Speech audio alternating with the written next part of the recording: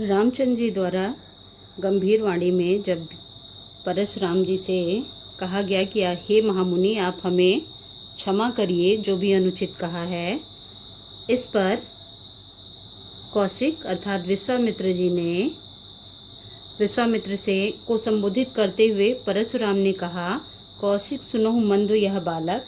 हे विश्वामित्र जी सुनिए, यह मंद बुद्धि बालक अर्थात लक्ष्मण कुटिल कालवश निज कुल घालक, काल के विपरीत होने के कारण, काल के कुटिल होने के कारण निज यानी अपने कुल का नाश करने वाला होगा।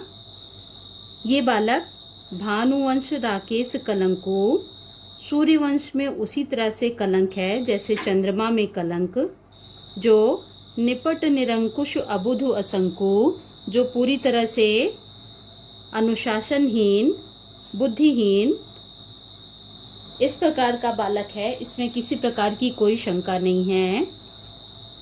कालु कवल हुई है क्षण माही, और ये क्षण भर में ही काल का कवलु यानी कौर, काल का ग्रास बन जाएगा।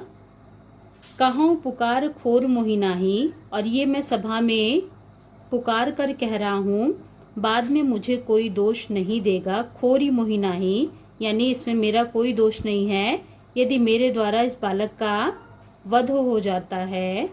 तुम हटको जो चाहो उबारा, आप इसे हटको यानी मना कर लीजिए, जो चाहो उबारा यदि इसे बचाना चाहते हैं।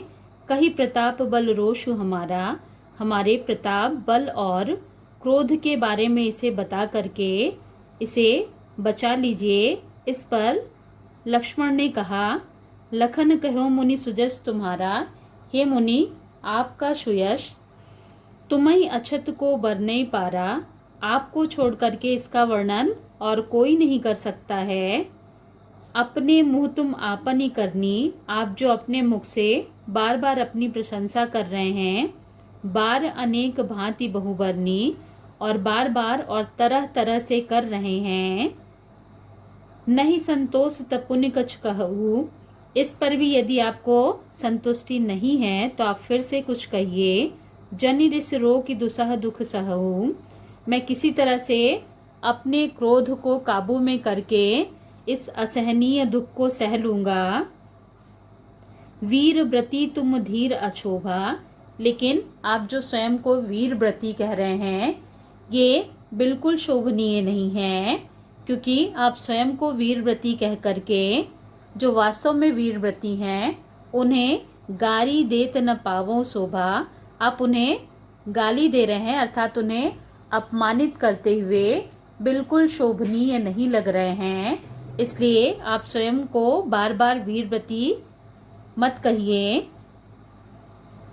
इस पर लक्ष्मण ने उन्हें स्पष्ट रूप से बताते हुए कहा कि जो वास्तव में वीरव्रती हैं, जो सूरवीर हैं, वो आपकी तरह कह करके बार बार स्वयं को नहीं जताते हैं, बल्कि सूर समर करनी करही, जो वीर योद्धा हैं, समर यानी युद्ध क्षेत्र में वे करनी करही युद्ध करके दिखाते हैं। कहीं न जनावही आप, ना कि स्वयं को कह करके बताते हैं।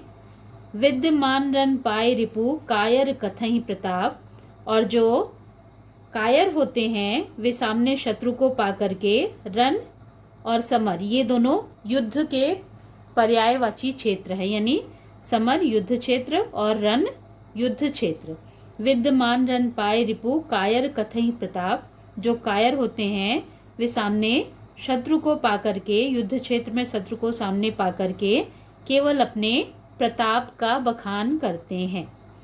अब इसमें काव्य सौंदर्य के लिए एक ही वर्ण जहां भी दो बार आए हों, जैसे सूर समर, इसमें अनुप्रास अलंकार होगा, और इसी प्रकार से कालु कवल, इसमें भी अनुप्रास होगा।